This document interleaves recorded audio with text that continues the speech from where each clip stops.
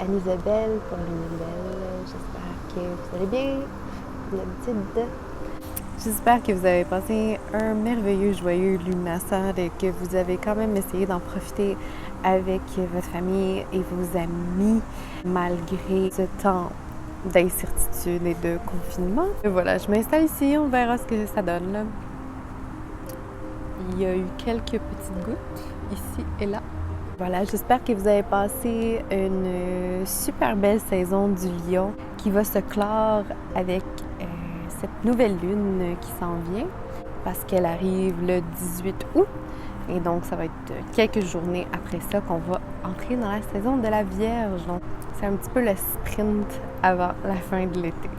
Et donc pour vous aider dans vos pratiques rituelles, magiques, spirituelles, personnelles, je vous ai fait un petit tirage pour vous aider dans vos préparations ou tout simplement pour prendre le pouls énergétique de ce qui nous attend avec cette nouvelle lune-là. Alors, comme toujours, installez-vous confortablement et on y va! J'ai donc un peu changé la formule pour ce tirage-là. Ce tirage-là a juste moins de cartes, donc on va pouvoir prendre plus de temps pour vraiment entrer en profondeur dans chacune des cartes. Donc, moins de cartes, mais plus de détails. Et j'ai vraiment aussi attitré à chacune des cartes une position spécifique, une signification dans le tirage. En première partie, elle est composée de 3 cartes qui décrivent les énergies à l'œuvre durant chaque phase du prochain cycle lunaire. Donc, on va vraiment prendre le cycle lunaire prochain dans son entièreté et non pas juste la nouvelle lune. Donc, on va partir de la première lune jusqu'à l'autre nouvelle lune d'après qui va un peu clore ce cycle-là. Et donc, la première carte, ça va être de la nouvelle lune au premier quartier lunaire. La deuxième carte, ça va être pour le premier quartier au dernier quartier, donc la phase un peu gibbeuse de la lune où elle est à son plus intense, où elle est en train de devenir pleine jusqu'au moment où elle décroît un petit peu, mais elle est encore à sa plus grande intensité. Et la dernière carte, bien, ça va être sa phase descendante, donc du dernier quartier jusqu'à la lune noire ou la nouvelle lune d'après. Et en deuxième partie, ça va être suivi d'une quatrième carte que j'ai, elle, pris d'un oracle au Lunar Tarot. Donc, c'est un peu l'espèce de carte bonus comme je faisais avant. Mais celle-là va nous donner un petit peu le thème général du tirage dans son ensemble, le thème général de cette prochaine phase lunaire, là, ce cycle-là au complet. Petite formule nouvelle, donc, qui, j'espère, va nous permettre de voir étape par étape l'évolution de l'énergie dans cette prochaine phase lunaire-là, dans ce prochain cycle lunaire, du début à la fin. Donc, première impression pour ce tirage-là, on a beaucoup de feu dans l'air et c'est un peu contexte parce que, voilà, on est dans la saison du Lion, c'est un signe de feu. C'est le cœur de l'été, comme j'ai déjà mentionné dans la vidéo précédente. On a tout d'abord, je vous les montre, on a la reine de bâton et le 10 de bâton. On le sait, j'en ai parlé un petit peu la dernière fois, la suite des bâtons est vraiment associée à l'élément du feu, parce que, ben voilà, c'est avec des bâtons, du bois, qu'on peut faire du feu, hein, tout simplement. C'est une suite, comme j'ai déjà expliqué, qui est associée à notre passion, nos idées, notre motivation, nos inspirations. Le feu, c'est l'élément de la création, de la transformation. Ça se traduit par notre capacité à prendre des éléments et à les transformer, à leur donner une autre vie, à leur insuffler une vie nouvelle. Avec le feu, on peut forger des outils. Pensez à tout ce qu'on peut faire avec du feu, toute la métallurgie, la mécanique, toute la science aussi, faire des vitres, faire des maisons. La civilisation moderne telle qu'on a aujourd'hui ne pourrait pas exister sans l'invention, sans la maîtrise du feu. Tout a été fait avec le feu. N'importe quelle pièce de métal, dans n'importe quel équipement, ça a été forgé en quelque part dans une forge. Ça vient de la métallurgie, ton téléphone, ton ordinateur, ta maison. Les 5 éléments, c'est celui qu'on maîtrise le plus et qui nous a vraiment servi à nous développer. Pensez à la découverte du feu par l'humain, à quel point l'être humain s'est développé au moment où il a découvert le feu, mais surtout où il a appris à maîtriser le feu. Avec le feu, on peut cuire notre nourriture. Ça a complètement changé notre physionomie, notre corps, notre façon de nous déplacer, notre façon de vivre. Le feu, ça nous éclaire aussi dans le noir. Ça nous donne un peu d'espoir, un peu de courage dans la nuit, dans les temps sombres de l'année. Donc la suite de bâton, c'est tout ce qui nous motive à nous lever le matin. C'est le moteur intérieur qui nous fait avancer puis qui nous pousse vers l'avenir, vers d'autres ailleurs. C'est la flamme intérieure, c'est notre passion. C'est cette petite flamme-là, cette petite étincelle qu'on a en nous qui fait de nous des êtres ambitieux qui ont des buts et des projets à atteindre. Ça me fait penser au film de Miyazaki. En anglais, c'est Howl's Moving Castle. En français, c'est le château ambulant ou le château volant, quelque chose comme ça. Mais voilà, il y a ce personnage de magicien et il possède une maison qui marche toute seule. Et cette maison-là marche à cause d'un esprit du feu. En français, il s'appelle Calcifer. Et c'est un esprit, là, c'est un feu avec des yeux, une bouche, puis il parle. Puis il faut le nourrir, puis il faut l'entretenir, puis il faut y faire attention. Puis la minute que ce feu-là s'éteint, la maison arrête de marcher, mais aussi le magicien meurt parce que cette flamme-là, c'est sa flamme intérieure à lui, c'est son âme à lui, c'est son cœur qui donne vie à la maison. Donc, pour fermer cette parenthèse sur le feu, on commence avec la reine de bâton. Donc, la particularité avec les reines, c'est qu'elles incarnent les qualités de leur suite, mais de manière introspective, de manière intérieure. Les reines nous invitent à poser un regard sur nous-mêmes. La reine de bâton veut vraiment nous demander c'est quoi notre flamme intérieure, c'est quoi qui nous passionne, c'est quoi qui nous motive à nous lever le matin, c'est quoi la prochaine étape, où est-ce que je peux aller puiser de l'inspiration pour continuer. Pour moi, la reine de bâton incarne vraiment ce que je disais à propos de l'énergie, de l'archétype de la reine dans le dernier vidéo. Si vous n'avez pas écouté cette vidéo-là, je vous invite à aller le regarder. Là, je vais rajouter un petit lien là, pour que vous puissiez aller l'écouter. C'est vraiment ma préférée. C'est ma reine préférée de toutes les 4 reines. D'ailleurs, j'ai sorti la reine de bâton, mais d'un autre jeu, parce que je trouvais que l'image représentait bien, c'est ça, l'archétype de la reine. Et je me sers de cette carte-là. Elle est sur mon autel pour vraiment méditer sur cet archétype-là. Donc, bon, vous la voyez peut-être pas vraiment, là, mais il y a une espèce de chandelle. Et puis juste au-dessus, il y a la flamme qui éclaire son chakra du cœur. Et la reine de bâton, bien, elle veut vraiment qu'on aille poser un regard sur cette flamme-là. Elle me fait un petit peu penser à la déesse Brigide, la déesse celtique Brigide, très populaire dans les cultures celtiques, tellement que l'Église catholique, durant la christianisation de l'Irlande, de l'Écosse et tout ça, ont eu tellement de la misère à se débarrasser de cette icône-là païenne qu'ils l'ont transformée en sainte catholique, parce que c'était juste plus facile. Mais voilà, c'est la déesse du feu, c'est la déesse de la forge, c'est la déesse de la poésie, c'est la déesse de l'inspiration divine. Et elle est venue à plusieurs reprises, Brigitte, dans ma vie pour vraiment réanimer cette flamme-là ou juste me recentrer, me reconnecter à cette flamme-là. Des fois, on part sur un rythme de vie où, tu sais, bon, c'est beau avoir des passions puis des flammes intérieures puis des rêves, mais comme il faut aussi se nourrir puis travailler. Fait que je vais peut-être partir faire une job qui me passionne pas nécessairement, mais qui, bon, me rapporte un peu d'argent quand même pour être assez confortable dans la vie. Ce qui est correct, mais peut-être qu'à un moment donné, ça devient épuisant aussi. On arrive à un bout, on est au bout du rouleau, puis on est complètement épuisé intellectuellement. On a l'impression d'être plus être nous-mêmes, il nous manque quelque chose, il y a un vide en nous. On essaie de le combler avec toutes sortes de dépendances, des choses insipides qu'on trouve qui n'ont plus de sens.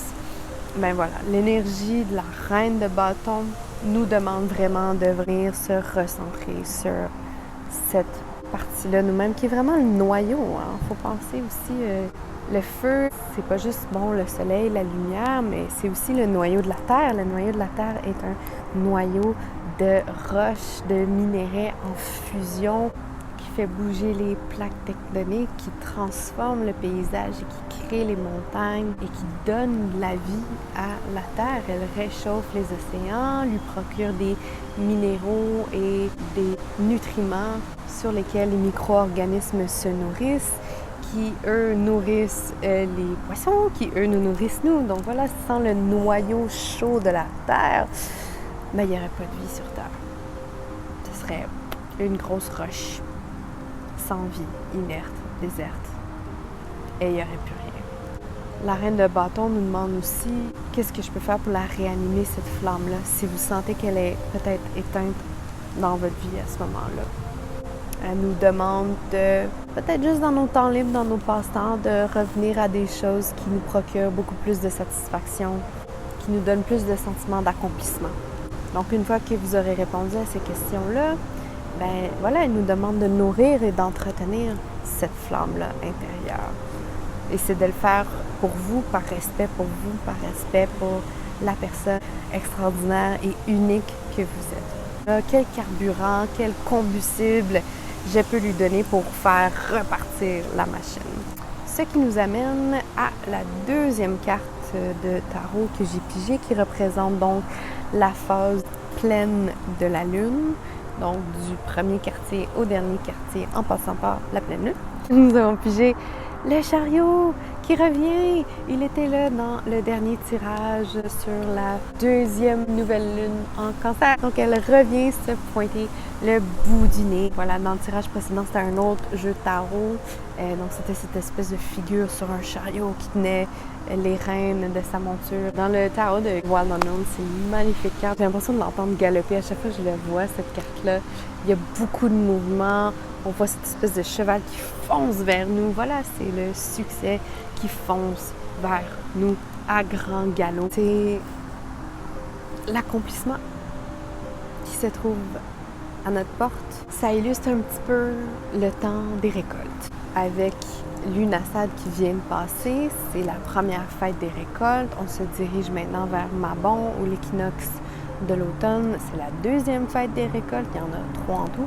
Le blé d'Inde est sorti, les fraises du Québec sont sorties. Les fruits et légumes, là, c'est vraiment la saison. On est en train de récolter ce qu'on a semé. Et je parle pas juste de fruits et légumes, mais je parle aussi des projets, des idées qu'on a commencées et qu'on a travaillé là, vraiment fort tout au long de l'été pour les développer.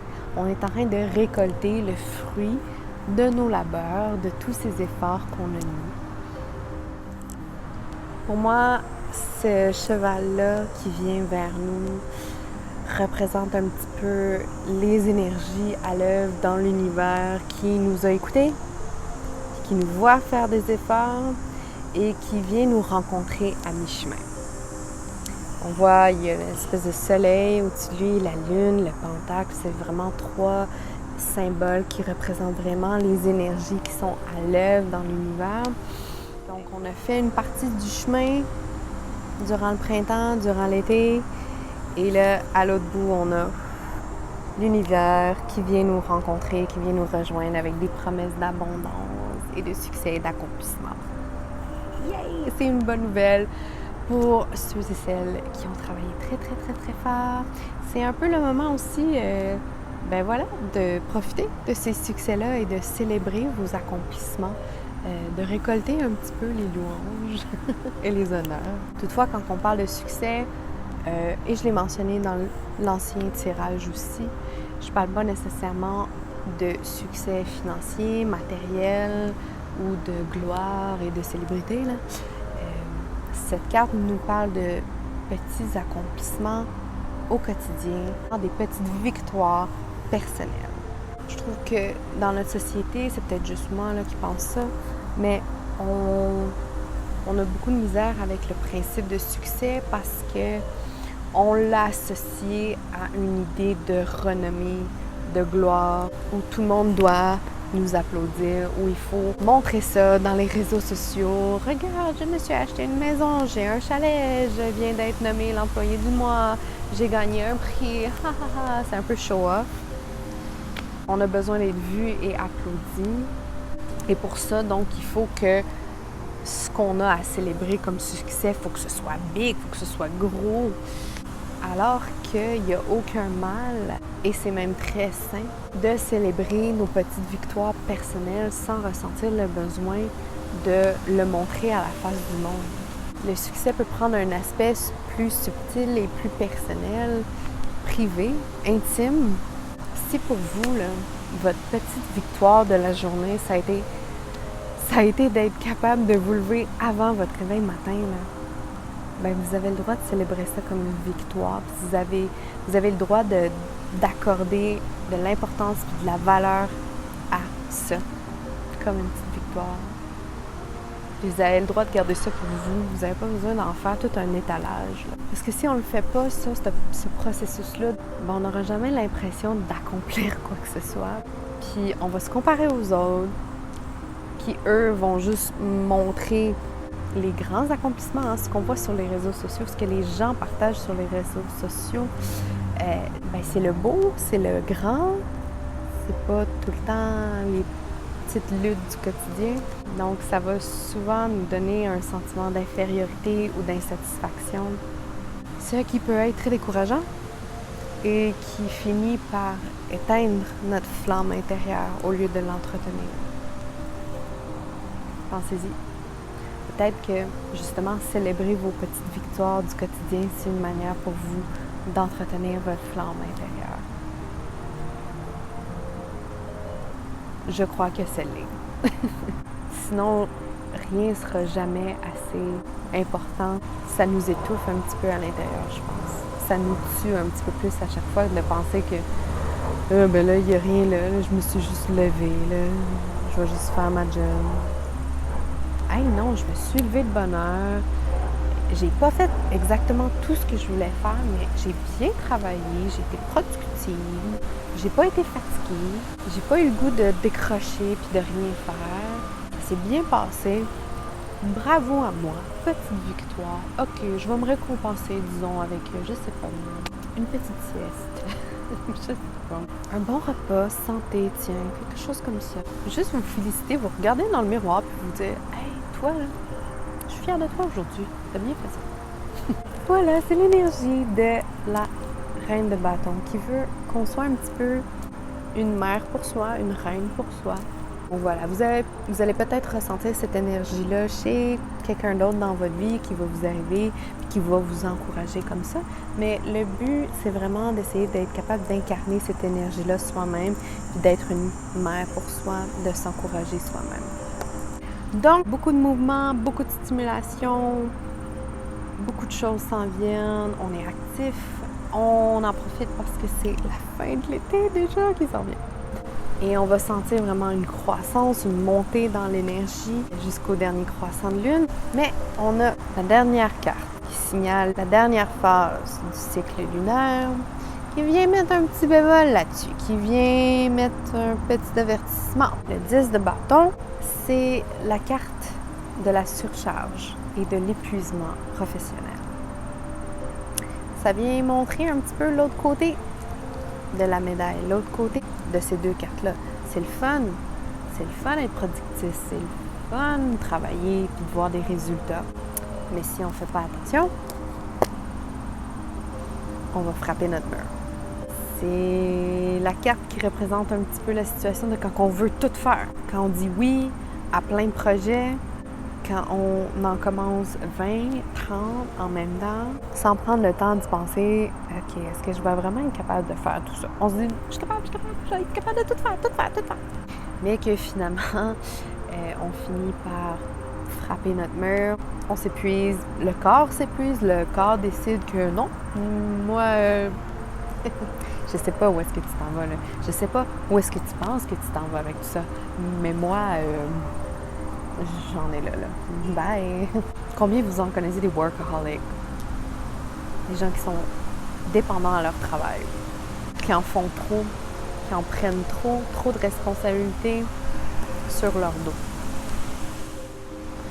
Dans l'imagerie du tarot de Marseille ou dans les imageries de tarot un petit peu plus classiques, c'est souvent une carte qui est représentée par un personnage qui tient 10 bâtons sur son dos et on voit que c'est lourd à porter, que c'est difficile, le personnage s'épuise. Donc c'est vraiment représentatif de cette énergie-là. Ici, on a vraiment juste des broussailles qui coupent un petit peu la course du cheval. C'est donc une carte qui nous demande de respecter nos limites. Et pour être capable de respecter nos limites, ça nous demande d'être honnête envers soi-même. Vraiment prendre un temps pour y penser. Là. OK, là, je vais-tu vraiment être capable de faire ça, tout en même temps? Est-ce que ça vaut vraiment la peine? Ça nous demande de revoir nos priorités aussi, tu sais, choisir ses batailles. OK, qu'est-ce qui presse le plus? Qu'est-ce qui est le plus important? Qu'est-ce qui est top priorité? Je dois absolument faire ça. Qu'est-ce que je peux mettre de côté pour l'instant? Je suis pas obligée de me garrocher sur tous les champs de bataille. Je suis pas obligée de me mettre sur tous les fronts. Je suis pas une machine. Je suis pas un robot. Je peux pas tout faire. Ça nous demande d'être réaliste. C'est beau être ambitieux, d'avoir plein d'idées puis vouloir tout faire. Mais cette carte-là nous demande d'être réaliste avec nous-mêmes aussi. Là. Ça nous demande de prendre plus de temps dans nos décisions. Ça nous demande d'être capable de dire non aussi à certains projets et peut-être même à certaines personnes. Dire oui à des personnes parce qu'on ne veut pas déplaire, on veut rendre service. Mais mettre ses limites, c'est accepter que des fois, on va être obligé de dire non à certaines personnes. Et tu sais, pas être capable de tout faire, là, c'est pas une preuve de faiblesse ou d'échec. C'est au contraire une preuve de grand respect envers soi-même. C'est la preuve que tu te respectes assez pour ralentir et prendre du temps pour toi. Ce qui nous amène donc à la dernière carte de ce tirage qui résume vraiment le tirage dans son entièreté. Carte que j'ai pigée de l'oracle du Wild Unknown, comme je l'expliquais au début, qui est une autre carte de feu, qui est un animal représenté par le feu lui aussi. Et j'ai nommé le chameau. Et pour vrai, vraiment, là, moi, ça vient vraiment juste couronner tout ce qu'on a vu avec les autres cartes. Le chameau est un animal avec une endurance physique exceptionnelle. Il est capable de traverser des déserts pendant des jours et des jours sans boire d'eau et tout ça parce qu'il est capable d'économiser son énergie, économiser l'eau qu'il garde dans ses deux bosses. Si on compare, je veux dire, le cheval est un sprinter remarquable. Il est capable d'atteindre des vitesses vraiment incroyables en très peu de temps. Le chameau, lui, est un grand marathonien parce qu'il est capable de conserver son énergie. Et quand tu cours un marathon, le but, c'est pas d'être en première ligne, direct en partant. Le but, c'est d'arriver le premier à la fin. Et ça peut prendre des heures et ça peut prendre des jours. Et c'est beaucoup d'énergie à dépenser, à courir. Il faut donc se rythmer, y aller doucement au départ, acquérir un certain stamina et s'assurer qu'on garde le bon rythme, tranquille, pour être capable de se rendre jusqu'à la fin. Si tu t'épuises direct en partant, tu te rendras même pas jusqu'à la ligne d'arrivée. Pour éviter l'épuisement professionnel, comme la carte du 10 de bâton vient nous l'indiquer, il faut être capable d'économiser son énergie. Donc, oui, profiter du succès, oui, se lancer dans les projets et récolter ce qu'on a semé, mais pas trop y aller intense.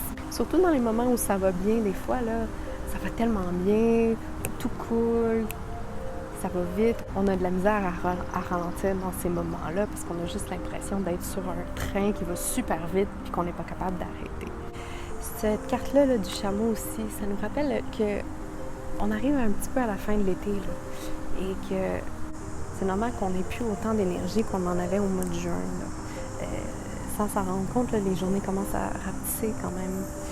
Et puis, on s'en va sur l'équinoxe d'automne. Après ça, la noirceur va s'installer. Et puis, c'est normal d'avoir un petit peu moins d'énergie. Il faut donc être capable aussi de faire des réserves d'énergie qui vont être capables de nous durer durant l'automne, durant l'hiver aussi. Voilà, c'est le dernier sprint avant la fin de l'été. Si on y va à fond la caisse, ben on ne se rendra pas jusqu'à l'automne. Et on va être complètement épuisé à la fin de la saison. Le but, c'est d'être capable de s'économiser un petit peu pour être capable de continuer au-delà de ça. Surtout qu'on ressort d'une période exceptionnelle où on a été confiné pendant des mois, où on n'a rien fait pendant des mois. Si vous prévoyez retourner au travail ou si vous allez déjà retourner au travail, bien, allez-y graduellement. Là. Et voilà, bien, c'est en plein, ce genre de sagesse-là aussi, c'est en plein aussi dans l'énergie de la Vierge qui va s'en venir là, tout de suite après la nouvelle lune en Lion, qui va être, bon, la nouvelle lune en Lion va être le 18, et le 20, le 21, là, on embarque dans la saison de la Vierge.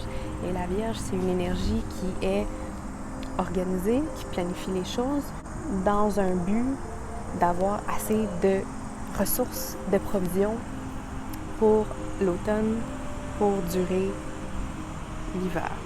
Donc cette nouvelle lune-là en Lion, ça va être la dernière occasion pour nous de profiter de ces dernières énergies, des derniers rayons de soleil, des dernières journées lumineuses avant de commencer la saison de l'automne, avant d'entrer dans la partie plus sombre de l'année. On veut récolter, on veut travailler fort, mais on ne veut pas complètement s'épuiser. Donc voilà ce qui fait le tour pour cette vidéo. J'espère que ça vous a aidé, que ça vous a éclairé sur certains aspects.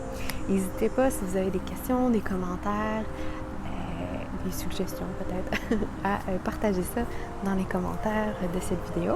Je serais vraiment curieuse de savoir qu'est-ce que ce tirage-là vous a inspiré comme réflexion. Et comme d'habitude, ne vous gênez surtout pas pour liker et partager la vidéo, ça m'aide vraiment beaucoup. Si vous voulez être au courant des nouvelles vidéos, assurez-vous de cliquer sur la petite icône de cloche. Évidemment, toutes les informations nécessaires sont dans la vidéo description comme d'habitude. Et voilà, je pense que j'ai fait le tour. On se retrouve pour une prochaine vidéo. Bye!